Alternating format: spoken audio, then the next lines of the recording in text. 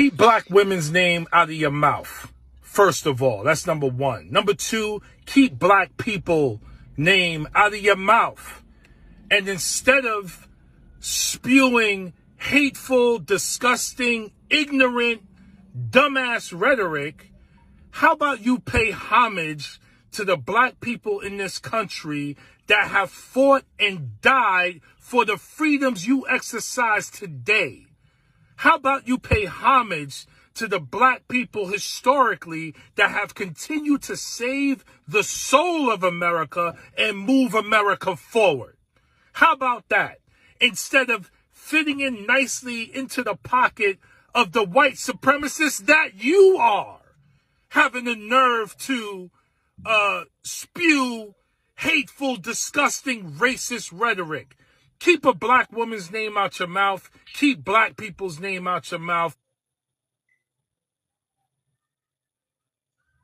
Yes, I don't know if you have seen this. Here is the truth. Congressman Priestley says we don't need any more brown faces that don't want to be a brown voice. There is nothing more racist than to say the color of someone's skin restrict what they are allowed to say or think. It was wrong when Democrats said it in 1860. It is wrong when Democrats say it today. Yes, if you have been following this channel keenly, you realize I dropped a video about Vivid going off on this man on a similar topic like this. This man says Vivid should keep his mouth off black people. He should not even be talking about black people. This is insane. Why you should not vote for Vivek Ramaswamy. You guys might have seen his videos popping off on TikTok, and a lot of the comments are in shock that someone like him could be out there and they really love him. So in this video, I'm going to show you what grifting is, and how just because some politicians are super clippable on TikTok doesn't mean that's actually like their belief system. Now, first things first, as we can see, Vivek is not an old man. And that's something both parties are craving right now. We're so sick and tired of, old white men running our country. You don't have to be an old white man to have old white man mentality, though.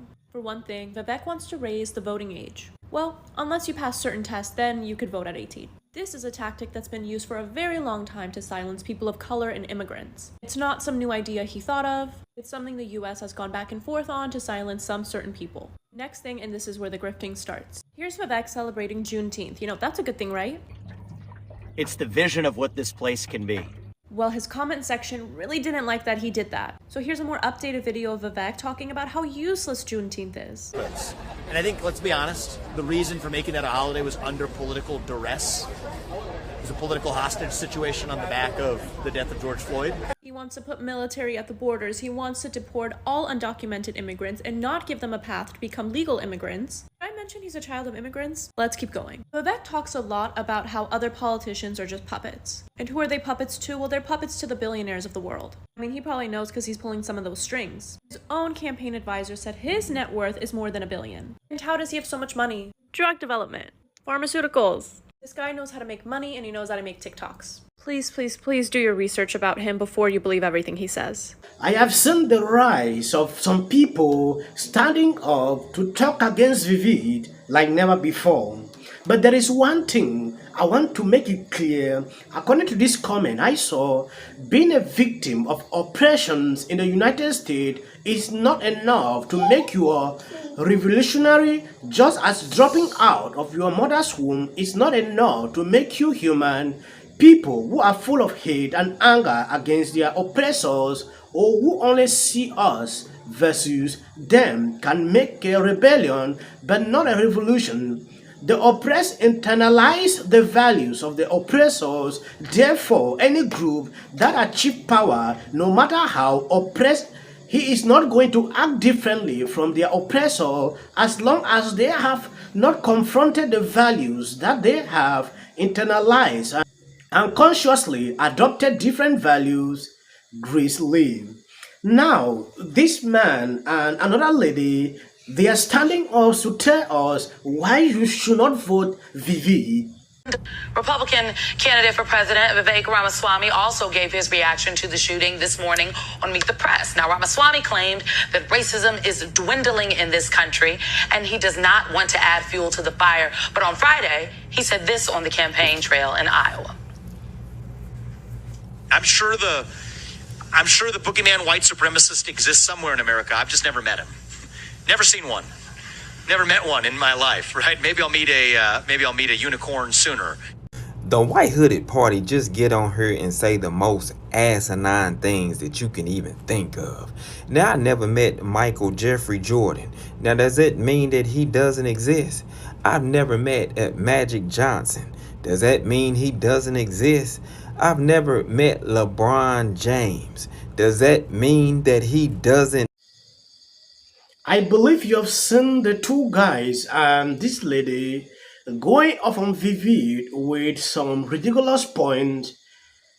I don't really want to even go deep into all this because it get me so triggered to see how people always concentrate on this issue of skin color.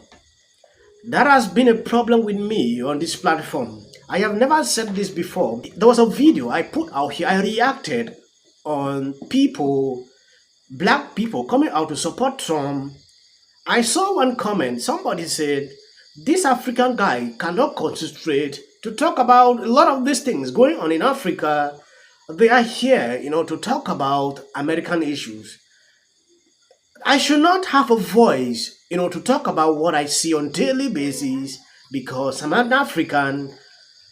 It got me so worried. I didn't go to check further if he's a black person who, I just had to reply the person, you are just an idiot, because when we see issues like these, I should be able to share opinions no matter where I'm coming from.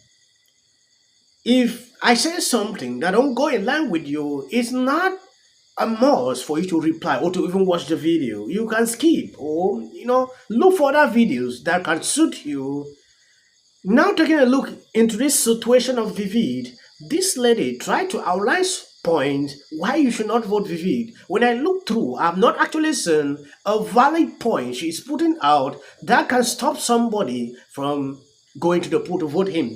It's not like I'm actually even standing up here to advocate for Vivid, campaign for Vivid.